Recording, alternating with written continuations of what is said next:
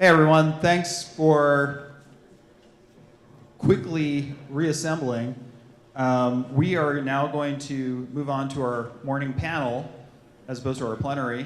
The topic is Indigenous Peoples' Environmental Justice and Food Sovereignty Initiatives. So we're going to learn about what's actually happening on the ground, and it kind of fits with this theme of, I mentioned this last night at our dinner, the fact that the notion of climate justice and environmental justice is that environmental harms are disproportionately falling on the backs of Black and brown and indigenous peoples. And this is something that a lot of people have known for a long time, but I think what we're hopefully learning in the summit is that the solution to a lot of these huge problems are emerging from indigenous cultures and indigenous people. And so we're going to learn a little bit about that right now. And so we will get started. Do you want to introduce the first? Yes, thank you, Dave. So let's welcome Lance Foster.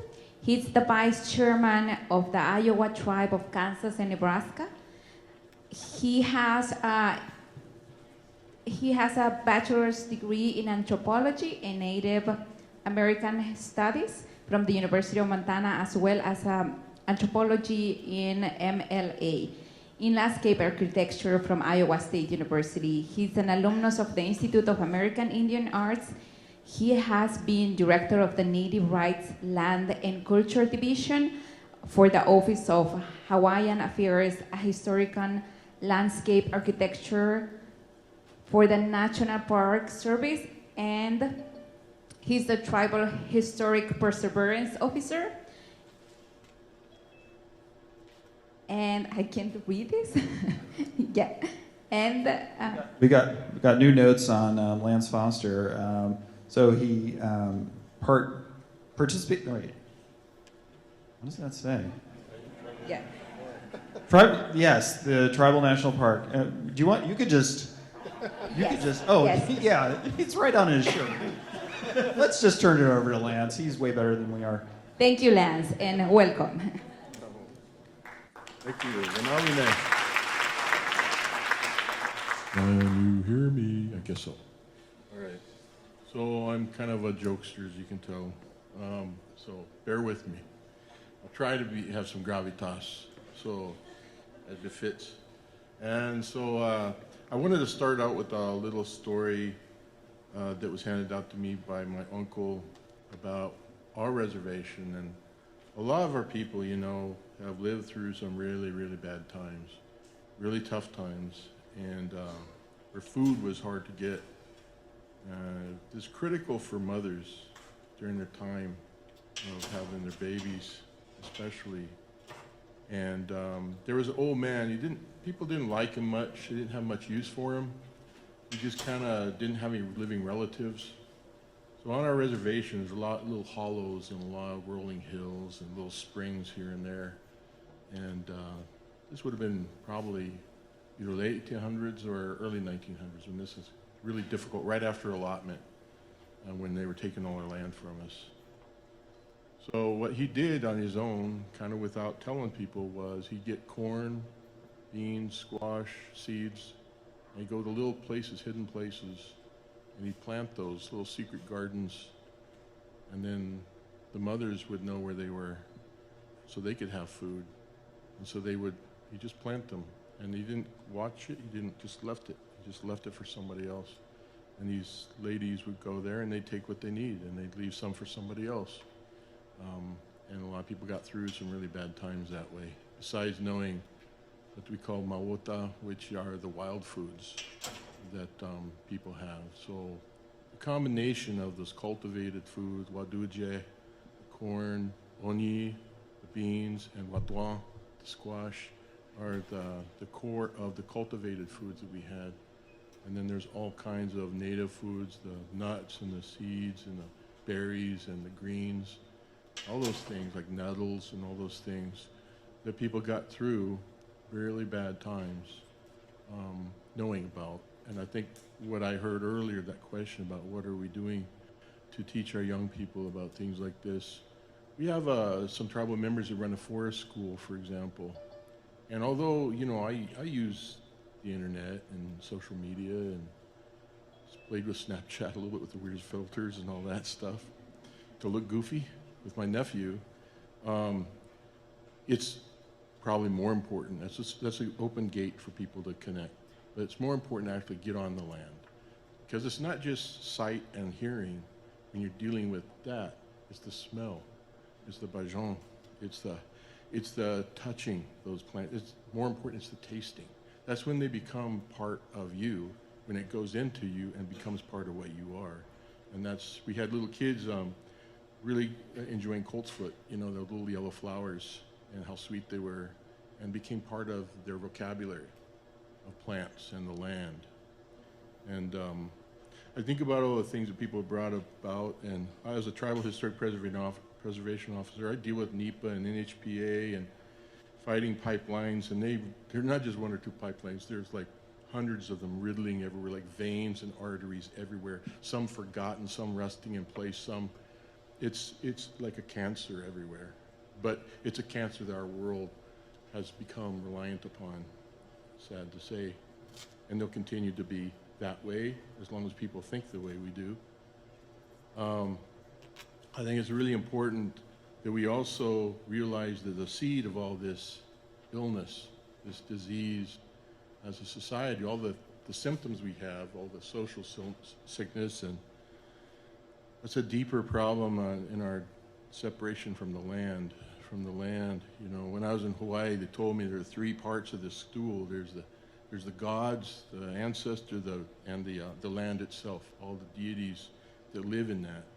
And I was raised kind of that dual faith, you know. I went to Catholic school before the Vatican and In Nomine Patri and all that kind of stuff.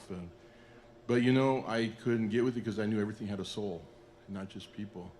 And so that's the thing we're going to have to really get at and try to do a reverse boarding school on people to help them, because everybody, long time ago, before the changes, 30,000 years, 40,000, whatever, everybody connected with the animals and the world and the land and the plants. And some people just forgot that. Some people turned away from that. So that's what we got to get back to, is see that livingness of everything, that it's not a us and a it. It's not a us and a resource. That's a person. Our tribe, we passed a resolution just inspired by the people in South America, Pachamama, and the people in New Zealand, to recognize the rights of the Missouri River as a being. And it has a spiritual existence too. And the connection in that illness, I see, there's a St. Joseph, Missouri, we used to call it Okawate, which was the Black Snake Hills. And the snakes in our traditions are protectors of holy places. They're not bad like in the contemporary mythology that some people have, in that they are necessary, the beings of the earth. They protect those holy places and the holy stories. We can't tell those stories during the warm season, because if they don't like what you're saying, then they take care of it. Snakes do. So we regard those as sacred beings, and they also protect the springs. They're part of the springs and part of the water, the health of the water. And so many people have killed snakes that's part of the drought problem. That's part of why the springs are disappearing, because they're caretakers of the springs. So I guess I just want to kind of end up, because I know we're all going to be hungry. I want to have other people that are really working on the ground with, we are trying some things like the greenhouse in the snow to try to grow citrus and avocado and those things in the wintertime here up north.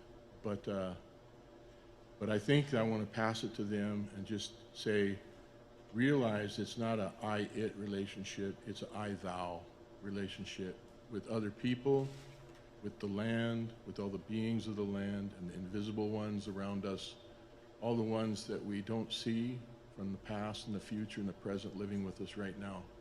So, Unawine, I thank you, and that's all I have to say for now.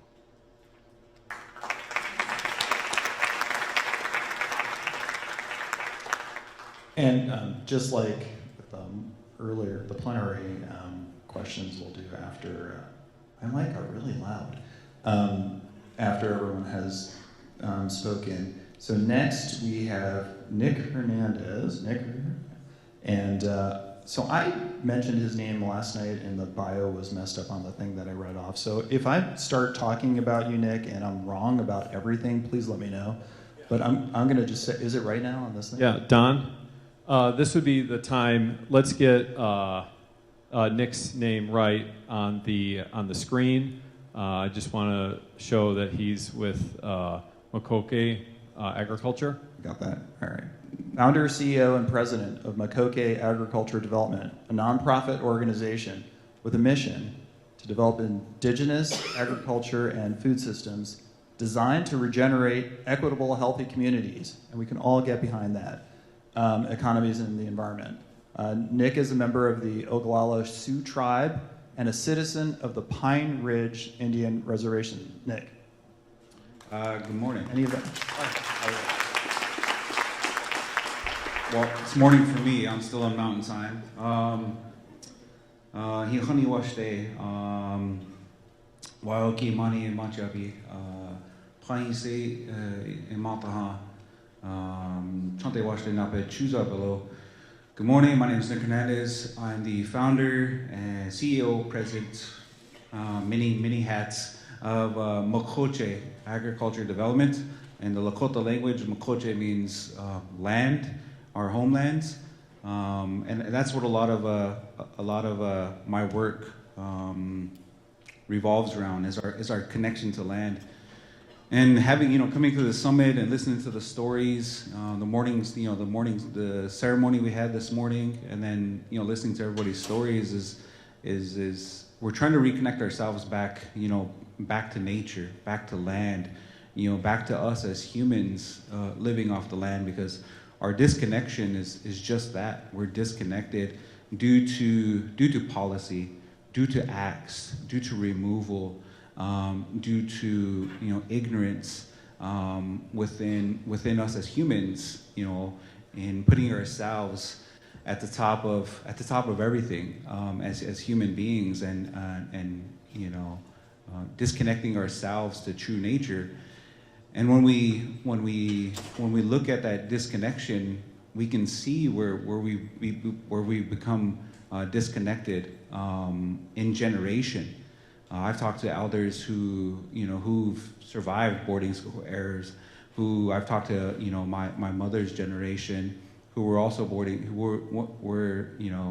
grew up in the boarding school errors. But the thing about it is that a lot of our culture explains our existence, in this natural world, and we have, anthropologists, we have, scientists digging up, remains that are 25,000 years old of existence, and even we have science talking about 4 billion years ago, life existed. But the thing about that is that, our natural beings. We just get thrown back into a cycle of existence, and our transforming is just a transfer of energy from a lot of what my mentors talk about, and that's what we are. We're just a transformation of energy from one existence to another. And so the reality is that our existence revolves around the energy that once existed. And the story, a story that I had is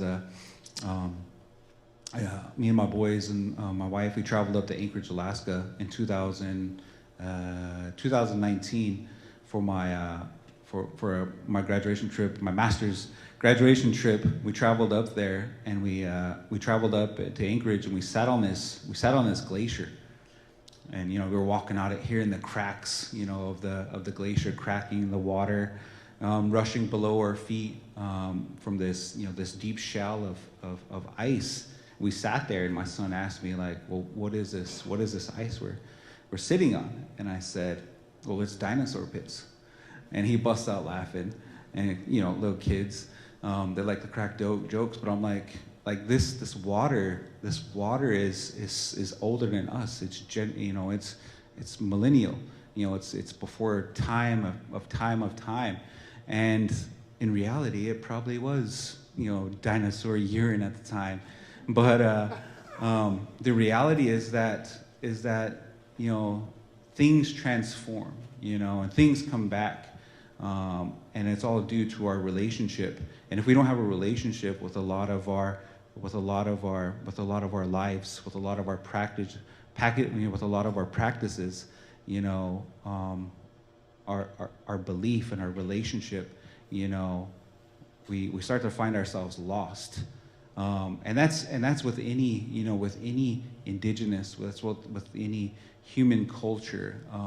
We're all striving to be connected.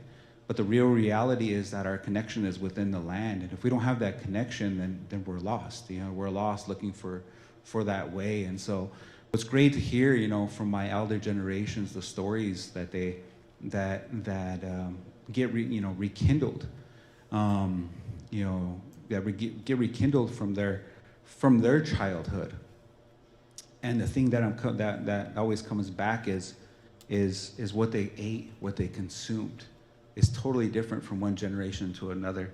And so we do that through our relationship, not only with the land, but also with the food that we create. Within my organization, one of our foundations, our total foundation it's within the title. It's within the title of Makoce. Makoce means land. And it means what is your relationship to that existence? Because we know our existence has a deadline.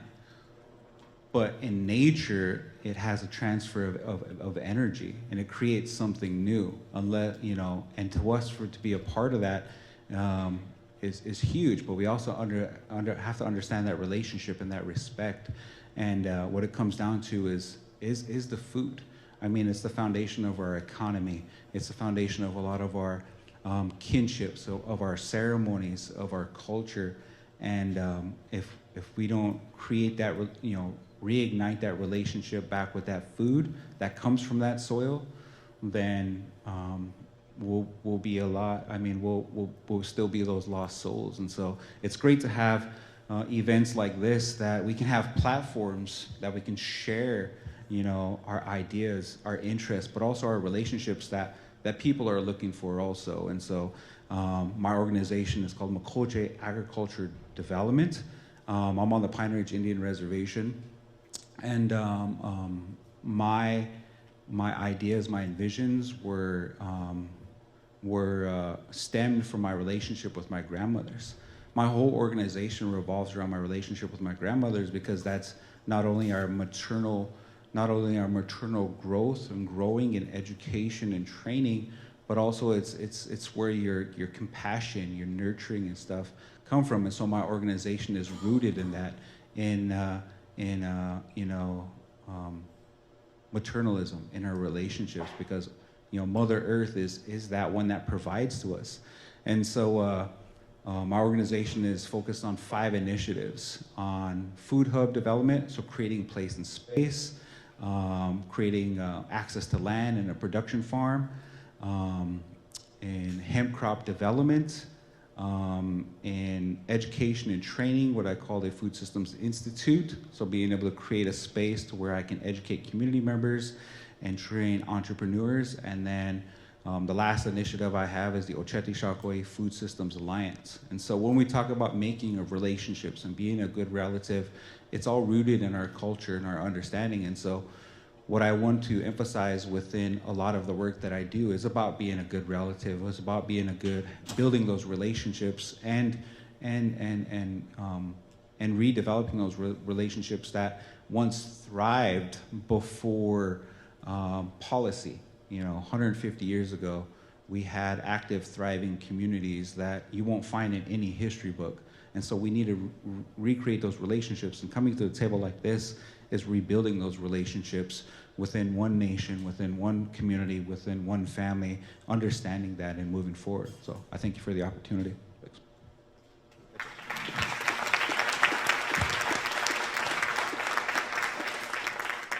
Thank you very much for sharing with us. And next, I have a pleasure to introduce Mr. Luis Marcos, and I'm also very proud to see a brother, although he's not in Guatemala, he's here, and also happy to acknowledge the presence of a lot of sisters that are with us today and the work that they are doing.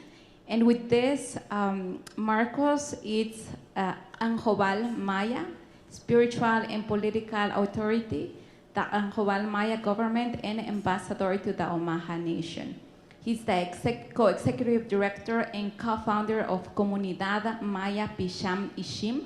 Luis is a proven leader who has established important relationships with people from all levels of society and around the globe. Through his work with the Omaha Nation and Indigenous nation across the borders, he has been named an ambassador at the Anjobal Acateco Chuy and Popti Nation with the Omaha tribe. And welcome, Luis.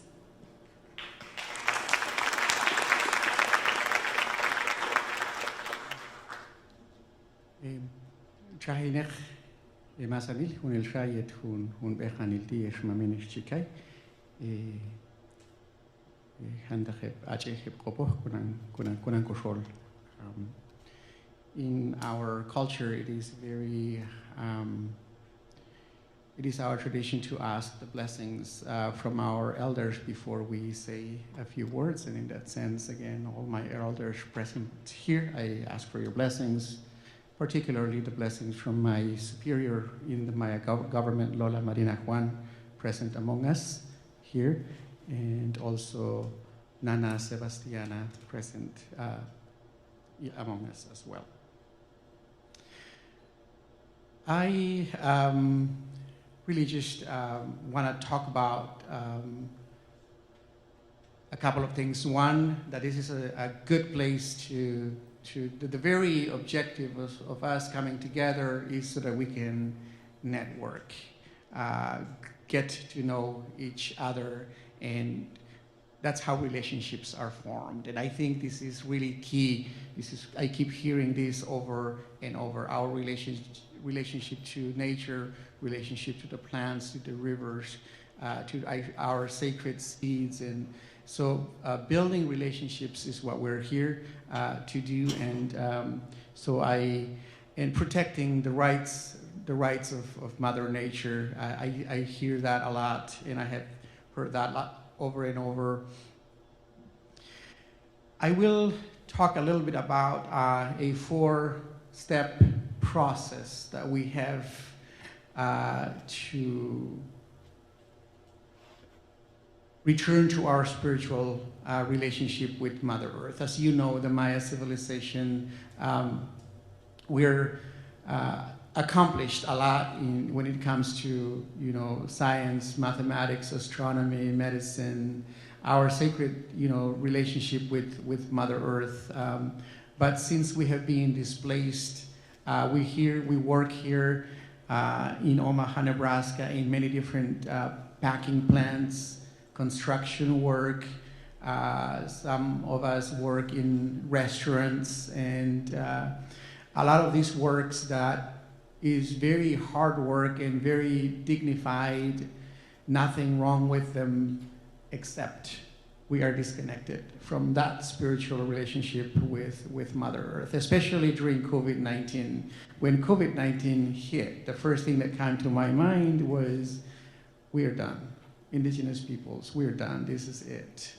We don't have what it takes to, that's from my own ignorance as well, from not being close enough to my elders and my roots. I thought we were done. But then when it hit us, what happened is we really went back to that spiritual relationship with Mother Earth and our sacred medicines, and this is what saved us. It is what's saving, indigenous communities who are very isolated from what we know today as healthcare systems. From that time, we thought about, then we devised, we asked ourselves, what do we need to do? So we came up with 4 items that we needed to do. One is to plant our sacred seeds. Right at about that time, we were introduced to, a group of organizations in Omaha that includes the Nature Conservancy, Regenerate Nebraska over here, with Graham and Laura present here, and also No More Empty Pot somewhere there, Nancy Williams, I have seen Nancy somewhere. Bemis for Contemporary Arts. They were doing this garden project where we were invited and come in, and there through that we were introduced to our elder brother Taylor Keene. If you would stand up, please, and over there, president and founder of Sacred Seeds. When we came to this sacred garden in downtown Omaha, he said, my brothers, my relatives, when we were, hungry, you gave us the seed of corn. And now that you are among us, we want to give it to you. We give you the 4 sacred seeds, which includes corn, squash, beans, and they added, sunflower. And this is what we're planting at the community center you witnessed today at the ceremony. So step number 1 for us to return to our spiritual relationship with Mother Earth is planting our sacred seeds. That garden you saw over there is our garden of hope. Step number 2 for us was to, we're pretty much don't have a place to call home. So what we wanted to do is secure that place that you saw as a center for us, a community center for us, so that we can call it home. My elders in 2014 came up here, and we had to do our sacred ceremony, but we had to use a container to put the sacred fire. And according to our protocols, our elders said, this is not the way to do a ceremony. So we give you a mandate. Find yourself a piece of land and attain legal stewardship of it so that you can perform our ceremonies according to our protocols. And so step number 2 was to secure that community center so that we can perform our sacred ceremonies. We're happy to share that it is in the process of being donated to the MAIA Nation, so we have accomplished step number 2.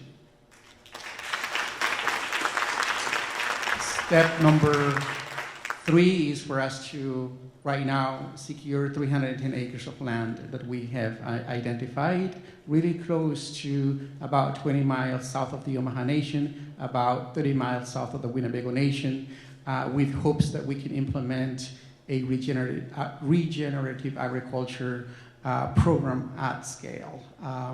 And what we're doing is we're focusing in that 310 acres, but we're really building out an ecosystem that will help us, not only the MAIA, but how do we work closely and closer with the Winnebago tribe? How do we work closer with the Omaha Nation? And today we expanded our diplomatic relations to include spiritual development, political development, economic development, cultural and social development with the Omaha tribe of Nebraska. How do we work with the Iowa tribe? How do we work, with Nick Hernandez? That's the question. How do we do this? Because 310 acres of farm land might be, some people might say, well, that's too much for the MAIA, and that's probably a true statement, but it's not gonna have an impact,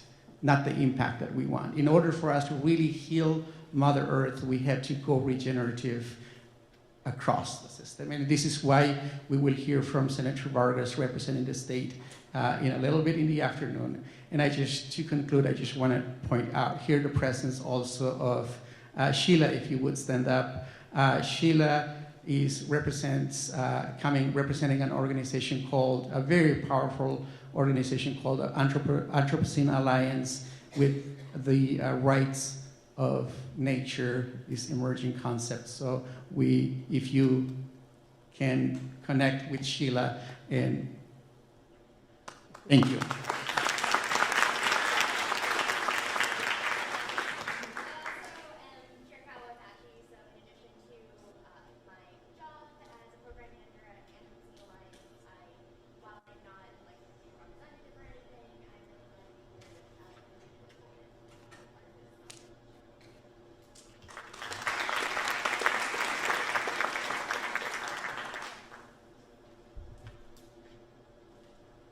Thank you, Luis. Next, actually, while we're doing shout outs, you always like to acknowledge elected officials in the room, and I want to acknowledge Don Priester, who's in the room. So say hello.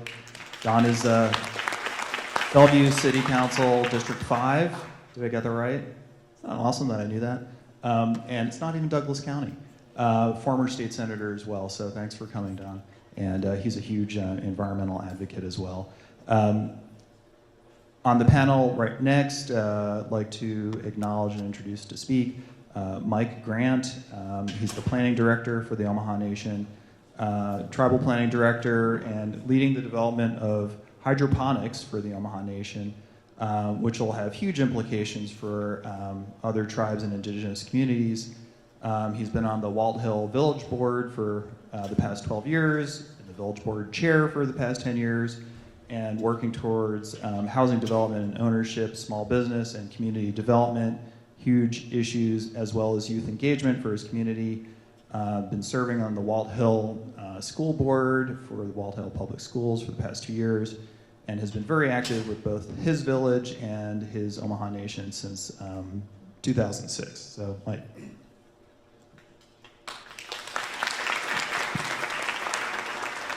Thank you very much. First off, before I speak, I want to ask my elders to forgive me at this time as I express myself on this panel. And I want to thank Luis Chuy for asking me to be a part of this panel. I wasn't sure what to expect, you know, and I don't get asked to talk very often because I could talk a long time. But it's an honor to sit here, to sit down with everybody here and understand some of the focus that we have as we talk about regenerative agriculture, a lot of the things that we're working towards.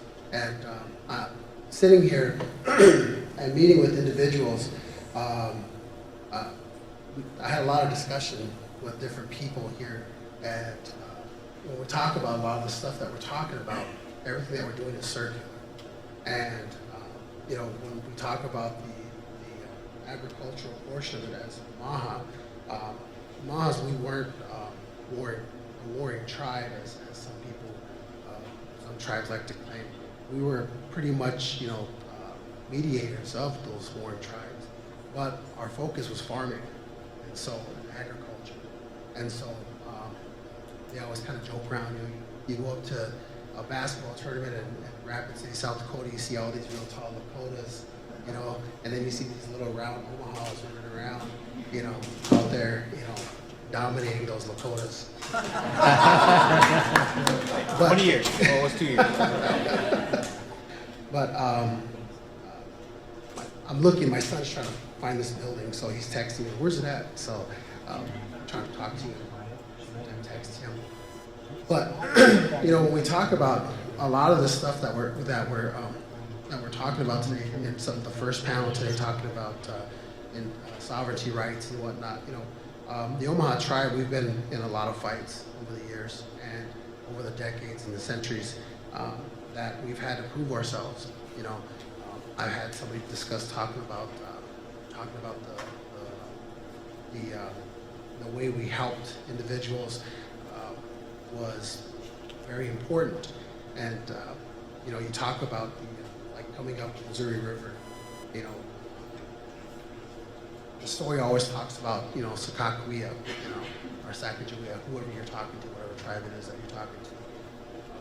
But you forget that the Omahas got them to North Dakota, and nobody ever talks about that. But we shared all of our secrets when it came to our growing as Lewis and Clark came across, came up the Missouri River.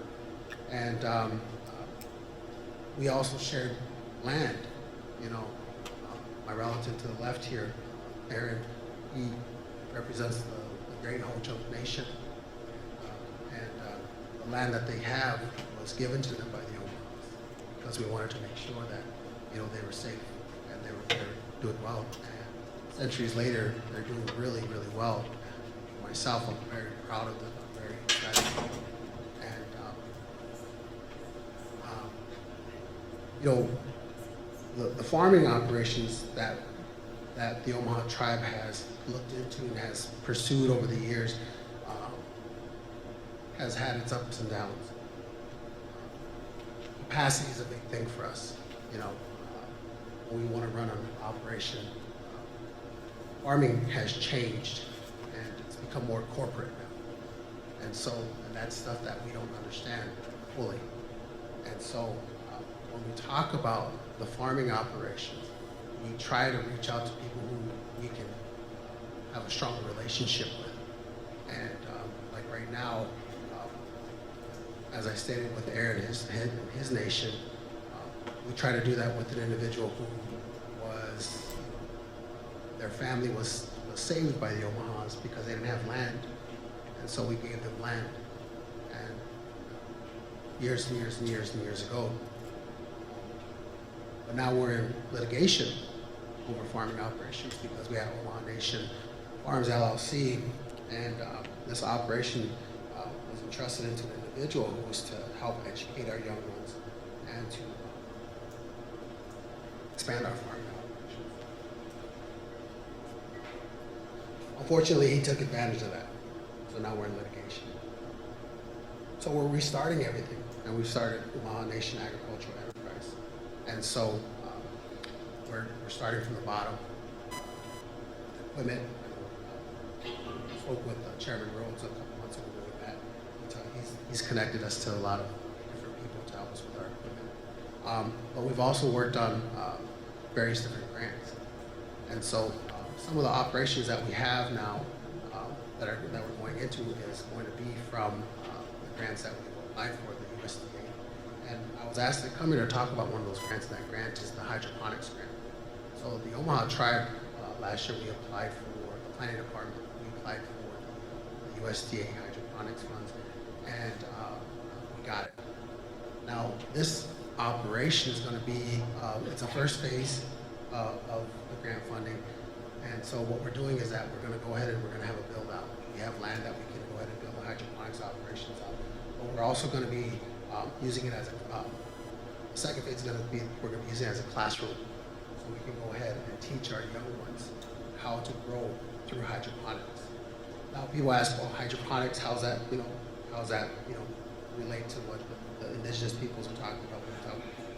One of the things that we talk about all the time is climate change. And we're preparing ourselves for this climate change. It's not going to stop. You know, we've already did the damage. And so we have to prepare as we move forward. And so when we look at the hydroponics operations, we want to go visit different tribes across the plains, and we noticed some of the things that they've done for their hydroponics. And when we see the growth that they have and how much crop they have coming in, especially with the vegetables, it's a lot different than a single crop in the soil.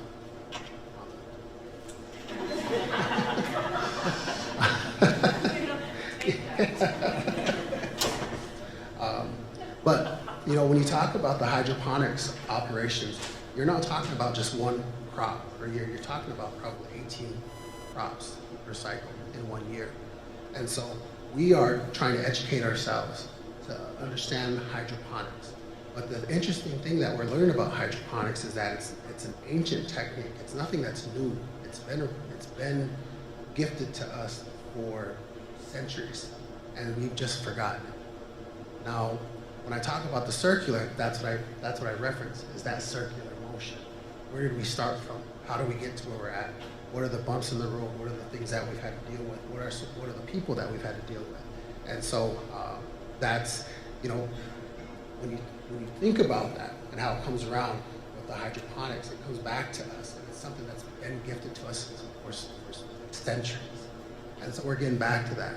And so when we start our farming operations, we're looking at the traditional forms of farming, but we're also looking at the non-traditional forms of farming. And the non-traditional, of course, is the hydroponics and eventually the aquaponics. And so we want to be able to control that for ourselves because that's the world we're going into. You know, farming is not going to be such a, in 100 years, farming is going to be, it's going to be really tough, you know, because of climate change and how the weather is changing, how the temperature is changing. I mean, look at what we're dealing with now. We're in heat waves all the time.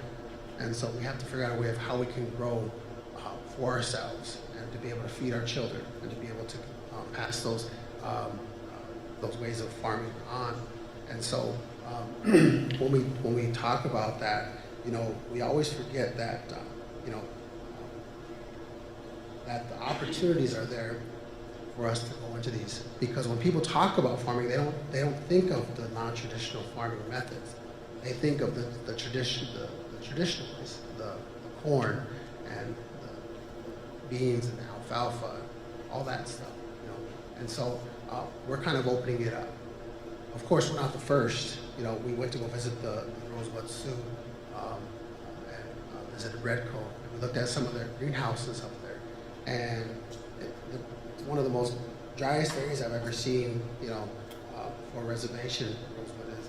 But they had a greenhouse, and that greenhouse was, you walk in there, it was just amazing because they had a huge banana tree growing in the middle of this greenhouse.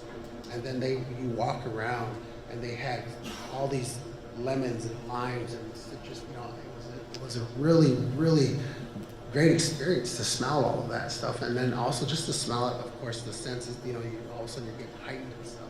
And so when I came on board last July, when the tribe took a chance of bringing me on, you know, that was one of the biggest things. Food sovereignty was a term that was being thrown around all over. And I have to be honest with you, I didn't really know the term food sovereignty. But as I've been here for a little over a year now, I completely understand food sovereignty and the direction that we want to go. And I know that we can go in those directions. Because we're doing a lot of different things for our tribe. One of our biggest focuses is, of course, the farming, but we also have to have energy. So our tribe, we're looking at just a complete overhaul of renewable energy on the reservation and all of our properties. We're looking at buying more and more land as time moves forward. And it's, you know, it's going to be the key word that I have to give to our Omaha people is that the one key word that you have to remind yourself is patience. You know, because all this stuff's not going to happen overnight. You know, so I think it's interesting because when we talk about a lot of this stuff here, you know, there's a lot of the non-traditional stuff that's taking place. You know, a lot of you know, we're talking about the new forms of planting, like not necessarily new, but like you're talking about like hemp and cannabis. You know, those are things that we're looking at because we have to also fund it. Unfortunately, money makes the world go round, and we have to figure this out. We have to be able to make money to operate. We have to be able to create our own energy source. And we have to be able to sit down and feed our children. And so when we try to connect all these things, it's a circular thing. And so that's what we're focusing on as it pertains to this. You know, the Omaha tribe is moving in a slow pace. We have a lot of different things that are happening, but it's happening. And so we're excited about that. And so we always try to share that with individuals, but we don't try to, right now, we have our issues. You know, we have political issues all the time, just like every other tribe, you know. And so, like I always jokingly say, I had somebody ask me just a little bit ago, do you have a business card? And one time somebody asked me, why don't you have a business card? I said, well, I work for the tribe. You know, there's no point in ordering a business card if I have a whole stack of boxes.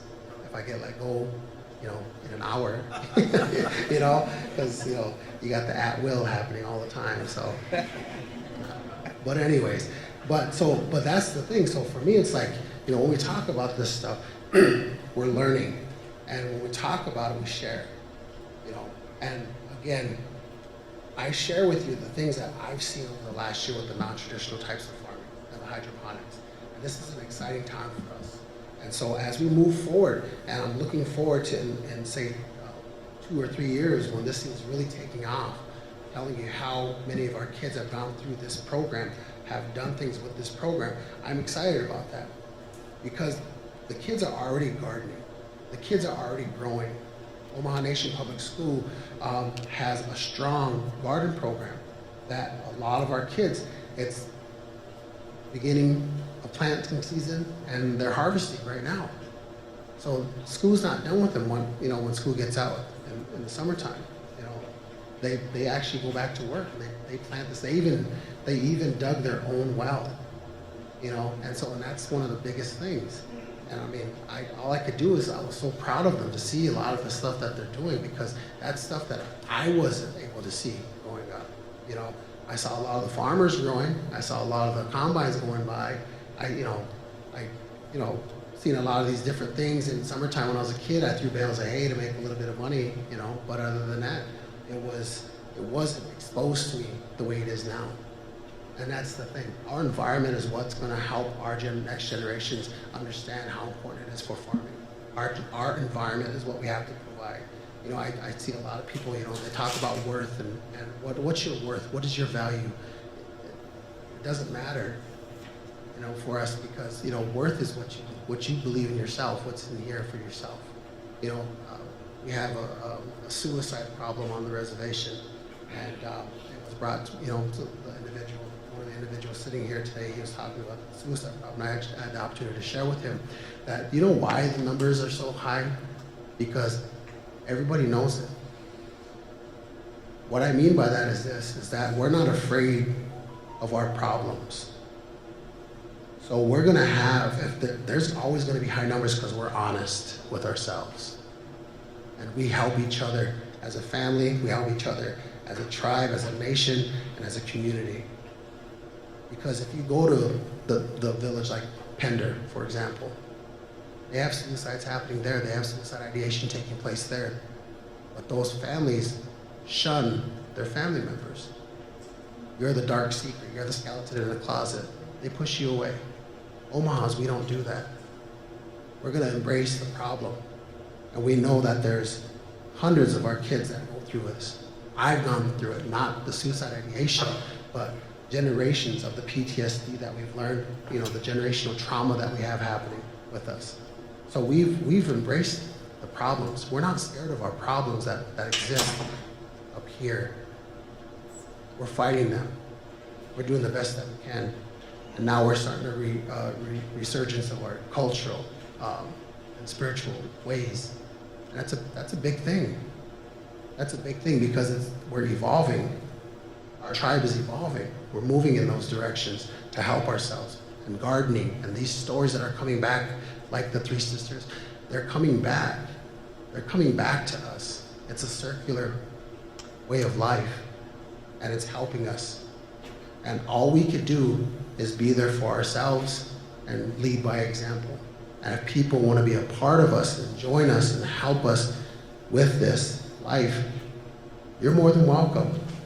If you want to walk by, that's fine. We see logs floating down the river all the time, right?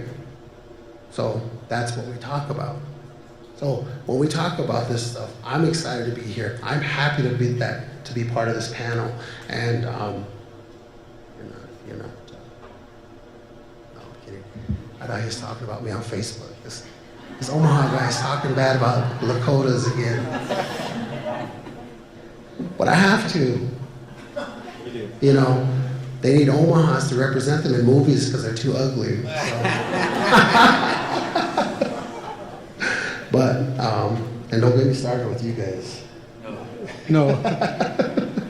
But that's the thing. So that's where we're at. Everything that we have is circular. Everything that we're doing is here. So I'm glad to be a part of this. I'm happy to see everybody here. I'm happy to see everybody with the same goal. We're going to change this world. We are. We just have to be patient. And we just have to keep moving forward. And so no matter who it is, no matter where you're at, we're always going to have problems. We're always going to bicker. We're always going to fight. That's just family, right? That's just how family is, But the bottom line is that we're going to help each other out. We're going to survive, and we're going to continue. So again, we blow to each and every one of you. I just wanted to say one last thing is that our harvest celebration is going on this week. And I was, if I could share, and Degaho, forgive me if I chopped this up, but I was told recently how our harvest celebration came about, and it was that we would go hunting for buffalo. Now you got to remember, back then it wasn't a weekend trip. You're talking about 3 months. So you plant your seed and you go buffalo hunting and you come back and your seed's there as a crop. And for a couple of years, the Omaha were having bad crops. And so one year they went to their buffalo hunt, and then when they came back, boom, Wakanda blessed us with a lot of crops that we can eat. And they were gonna have a great winter. They were gonna be able to live through that winter without having to worry. And so because of that, our Heidawachi came in, and we have that harvest celebration. And so our harvest celebration goes by the moon cycle. And so this week is that cycle, from my understanding. And so if you ever have a few minutes to come on up to our reservation, everybody's always welcome. August 11th through, well, just Thursday through Sunday, basically. And just come on down, sit down, enjoy the fun, enjoy listening to the stories, say hello to people, and you know, we're always happy to have visitors come in. We've had visitors come in from all over the world to look at our Heidawachi. So with that, I just wanted to say about that much. So aho, elawan, kekenagaho.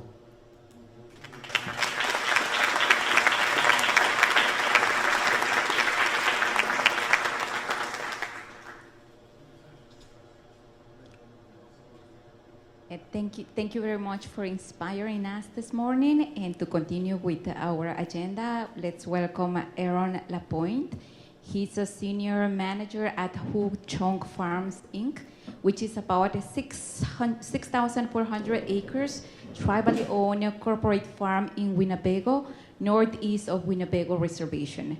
He's the vice chair of the Winnebago Food Sovereignty Task Force Committee, where he works to bring sustainability food systems to the Winnebago people.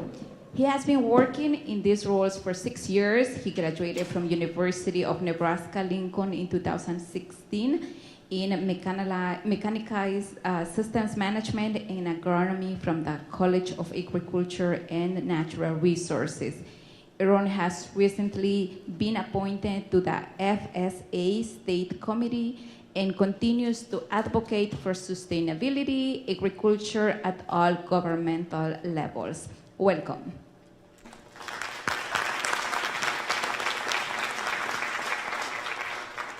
Well, first of all, I want to start by saying thank you to Luis and everybody that put this on for inviting me to be a part of this panel. It's an honor to be up here, and I wasn't sure. We had a moderator. I was like, "Where's the questions at? What are we going to be answering?" And they were like, "No, just share your story and the projects you're doing." So I thought I took a couple notes so I don't leave anything out, but Mike only left me about 2 minutes, so I'm going to read really fast. And I don't want the food to get cold, and yeah, I'm going to try to cover all the things that Ho-Chunk Farms is doing. Ho-Chunk Farms is a subsidiary company of Ho-Chunk Inc. Ho-Chunk Inc. is the Economic Development Corporation for the Winnebago tribe. We do a lot of different things. I'm one of like 75 subsidiary companies. I'm a small part of it, but what we do is really local here in Winnebago. So to kind of start, Ho-Chunk Farms was started in 2012, and the initial reasoning for it was we were seeing a lot of collusion between the non-native farmers that were leasing our land. We didn't have any tribal farmers on the reservation. We have about 30,000 acres in northeast Nebraska. Our reservation consists of about 120,000 acres, so we only own a small portion of that. But the reason that we started it was to address that issue. So our tribal council developed a policy. We call it our tribal land lease policy. It's a matching policy. It allows any tribally owned entity or tribal member to match the highest bid through the bid process of which our land is allocated. And that opened the doors up for us to start gaining access to our land. I think that was a really important part because we have understandings of tribes that own tons of land, but sometimes it's hard to even get it even though we own it because of federal regulations. So by us developing our own policies and practicing sovereignty, using the ability to do that, it put us in a good position. And through that, since 2012, we try to track some of that, but we've seen anywhere from $10 to $12 million in transferring of wealth from the non-natives to the tribe and the tribal membership. because we have seen land lease policies rise by anywhere from 20 to 30%, because now there's a tribally owned entity that's part of the conversation that'll hold them accountable to pay fair market value for our tribal lands. And through this, we've been able to, like they said, we farm about 6,400 acres. I've only been working there since 2016, so a lot of the stuff that I refer to is based off of that time frame. When I started in 2016, we farmed about 1,000 acres, and it was really simple. Corn and soybeans, just like everybody's been talking about. But since then, we've been able to diversify. That was one thing I really wanted to do when I started, was we need to diversify our operation and not just go along with what everybody else is doing. So since then, we've really taken on multiple different crops, and we're one of the larger organic farms in Northeast Nebraska. We have 1,000 acres that's certified organic, and we produce crops for organic livestock. And then one of the other big things I wanted to bring up was our food sovereignty task force. As I said, I'm the vice chair of that. That's been going on since 2016, and the reasoning for that was we have a tribe. We have our tribal entities, tribal departments. We took control over our hospital. We took it from IHS, and now we manage it ourselves as a tribe. And so we have all these different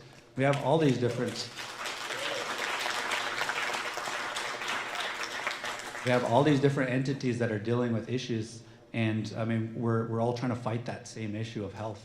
And we noticed that like our 12 clans is our new hospital. They were getting data that's relating a lot of our chronic diseases to our diets. And then we start to look at, well, what diets can we provide to our community members?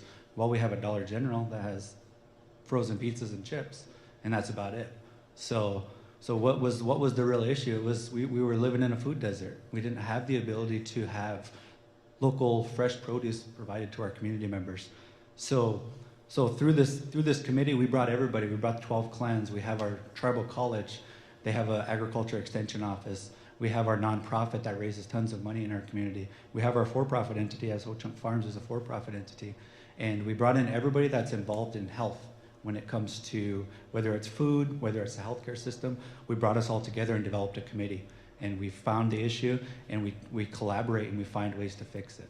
So through all this collaboration within all these local entities, we developed a nonprofit farm within our tribe. We have our Winnebago Tribal Farms, and their focus is really on our community needs for all of those different, like our elder, our senior center, our youth crisis center, a lot of our most at-need population in Winnebago. Their focus is to bring local foods to them. But through a lot of this stuff, we developed a farmer's market. So they're one of our largest vendors at the farmer's market.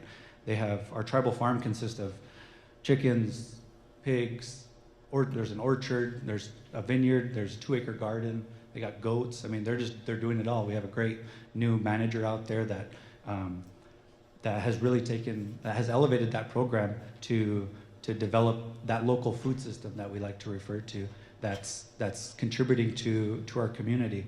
And that was all a part of what the Food Sovereignty Committee did. We wrote the plan to develop that farm. Ho-Chunk Farms, the entity that I oversee, we're launching a regenerative poultry operation. We raised funding for it. We'll be starting the construction on that soon. We just got a well drilled and hooked up, and now we're moving forward with that. We'll have 3,000 egg-laying chickens that'll be incorporated into our schools, into our hospital, into all of our local businesses and our food distribution centers. For that operation, about 2 years ago, we planted 1,800 hazelnut trees. So our pastures will have tons of hazelnut trees. So if you like hazelnuts, hit me up. We have a tribal gardens project. Every year we till up gardens for any tribal member that wants to have a garden. We also offer starter plants, seeds, fertilizer, pretty much anything. We're just trying to get people to start growing so that we can increase the capacity of our vendors at our farmers market, start developing local entrepreneurs, and start to change the way people eat in our community. So this past year we tilled up 75 gardens, and our town has 2,000 people. So 75 families, that's a huge portion of our community that's growing their own food. And they can go right to our farmers market that houses our Little Priest Tribal College Ag Extension, and you can get soil samples, you can consult with them on your issues. One of the big things that Ho-Chunk Farms does is our traditional Indian corn. In 2017, we started a project our whole goal was to revitalize a cultural practice that was diminishing in our community. We had 3 producers in our community growing our traditional Indian corn, and they grew about 1.5 acres. Since we started our project involves the entire community. We grow everything, they come harvest, they take some home with them. We develop that sense of community, culture. A lot of oral history is shared at that time too. So I actually sent a video that's going to be shared here, and that's been a real big project for us. And then one of our ongoing projects is a meat processing unit. We're looking to do a lot of our own local meat processing. We have our own bison herd. Ho-Chunk Farms owns about 150 head of cattle that we currently have to have custom fed, but we're looking to start to do that ourselves as well. Then the last thing before the food's too cold is a very important part that a lot of us talked about, and it's education. Our Little Priest Tribal College is a small 2-year college there in Winnebago. We're launching a diversified ag program in the fall of 2022. And we had somebody come in and said, we want to start an ag program. And it was just going to be a general ag program around large scale farming. And I told them that doesn't bring a ton of value to our community. So our tribal farms manager and myself, we helped write the curriculum for what this program is going to offer for our needs that we have currently and our future goals. And that ties in a lot of good information that you're not going to get at any other university. Because we as Native American people, we have a lot of different issues, and we approach things differently than your typical farmers. So I'm excited for our diversified ag program at Little Priest Tribal College. That's going to offer tons of great things. That's going to elevate Ho-Chunk Farms, tribal farms, other tribes. Little Priest Tribal College isn't only for Winnebago tribal members. We can see our Omaha relatives come through our program. We can see all of our neighboring tribes come and see those small seeds planted throughout everywhere, not just there in Winnebago. We also have an internship program. We had 2 interns this year at Ho-Chunk Farms. So we have people that are studying agriculture at the University of Nebraska. We have one studying cannabis.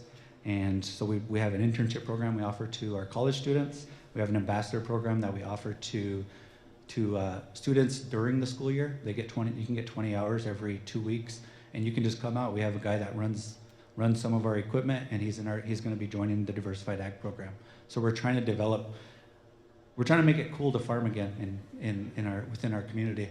Because if you ask people in our community, in our school, if you say, "Oh, what's a farmer?" They'll say some white guy with cowboy hat and cowboy boots.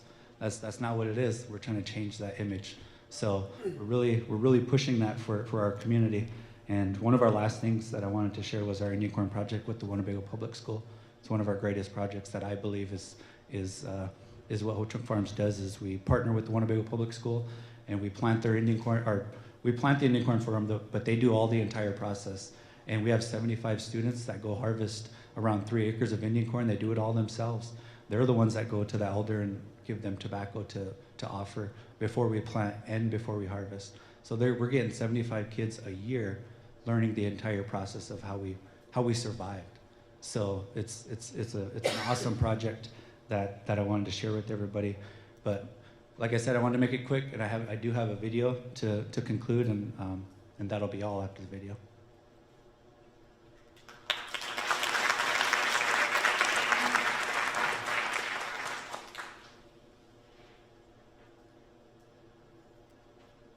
Should be some volume or some audio.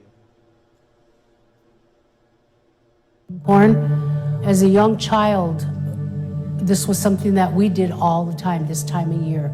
We harvested the corn.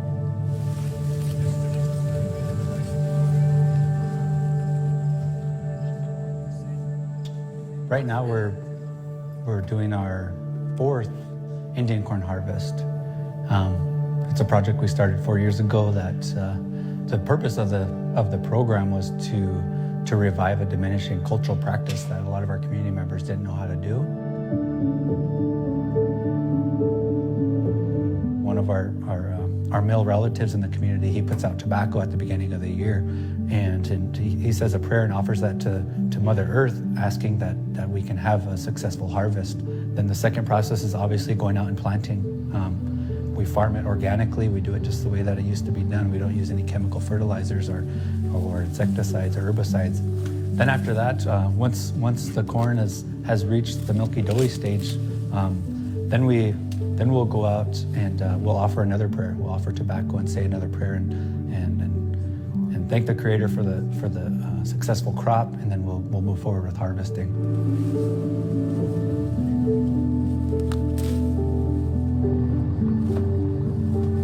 So we go out and we handpick everything, and then we bring it in and we husk it by hand, and then we'll boil water. We'll blanch them in the water for about 5 minutes.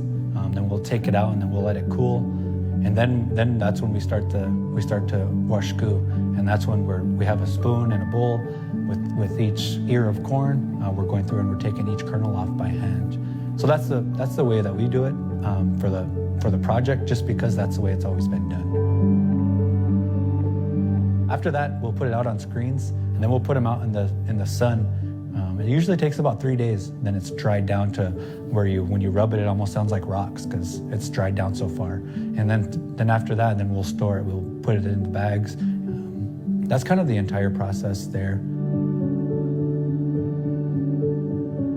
Our vision is to develop a healthier community through food. And now we're really starting to move forward. People are starting to produce their own food. People are starting to eat better. We have a better physical wellness in our community, and that's only going to make a stronger community for us. I've been involved for almost a year now, and this is my first time picking and husking corn. I like being there with my family and doing it for people that can't be there. I'm going to be 65 in December, and I'm dealing with cancer right now, and I'm feeling good that if I'm not here next year, at least people know what to do. If I'm not here 5 years from now, at least our children know how to do this corn, and it's not going to be gone. Where that was my fear, that was my biggest fear. And so it's to have these kids be proud, proud of their heritage, proud of one of their customs, that's a part of what we're doing today, and I hope it continues on for 7 generations.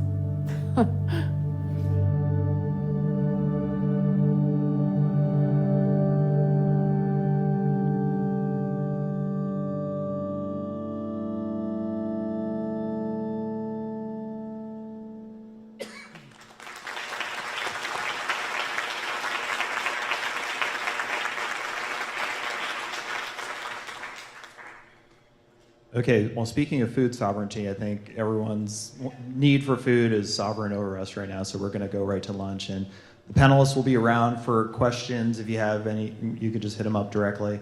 And then we'll get back going again around 1:30 with the afternoon panel. So enjoy your lunch, maybe 1:45. Enjoy lunch.